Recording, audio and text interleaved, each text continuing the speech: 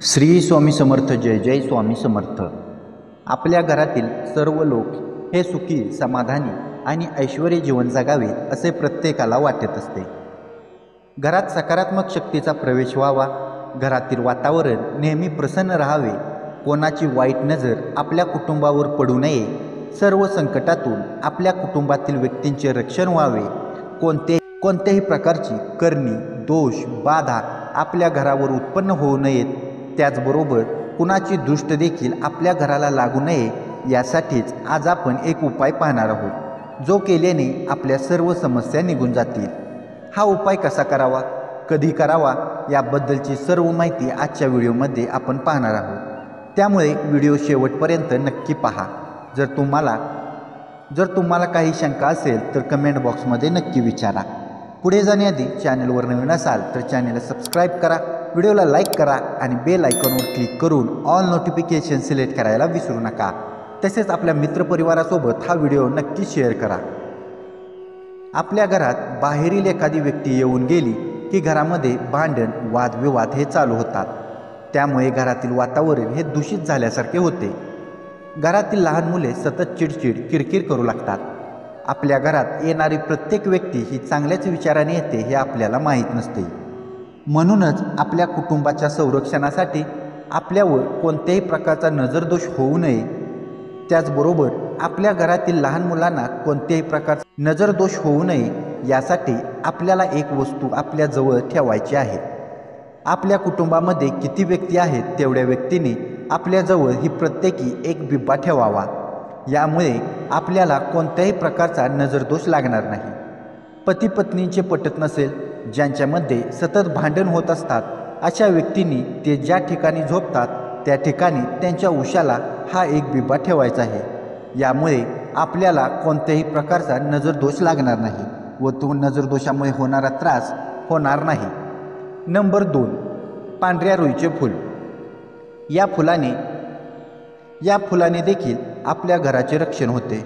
घरामध्ये कोणत्याही प्रकारची वाईट शक्ती प्रवेश करत नाही.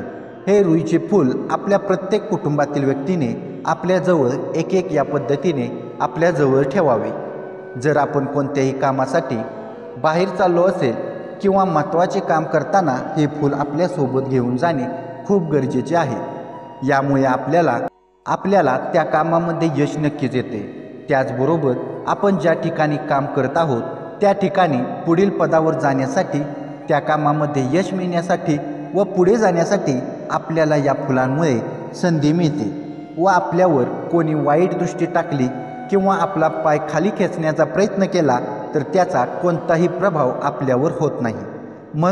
म्हणून हे आपण रुईचे फूल आपल्याजवळ ठेवावे.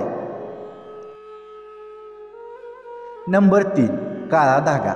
फार पूर्वीपासूनच या धाग्याचा वापर आपल्याला नजर होऊ नये यासाठी याचा वापर करतात.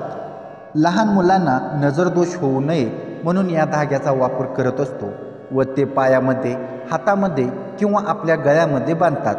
आपल्याला जर नजरदोष होऊ नये असे वाटत असेल तर शनिवारच्या दिवशी हा काळा धागा आणावा व मारुतीच्या मंदिरामध्ये जाऊन त्यांच्या चरणाशी हा धागा लावून पुरुषांनी तो आपल्या उजव्या पायात बांधावा.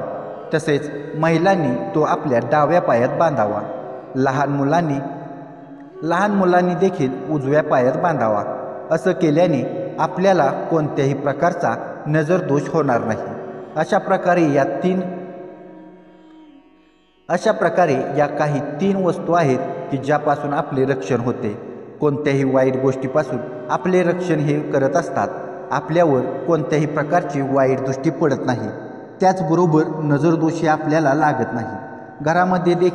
घरामध्ये देखील असलेल्या सर्व नकारात्मक शक्ती निघून जातात. तुम्ही देखील नक्कीच या 3 वस्तू तुमच्याजवळ ठेवा. नक्कीच तुम्हाला कोणत्याही प्रकारचा नजरदोष होणार नाही. घरामध्ये वादविवाद होणार नाहीत. घरातील वातावरण प्रसन्न राहील. आपल्या कुटुंबातील व्यक्तींचे संरक्षण होईल.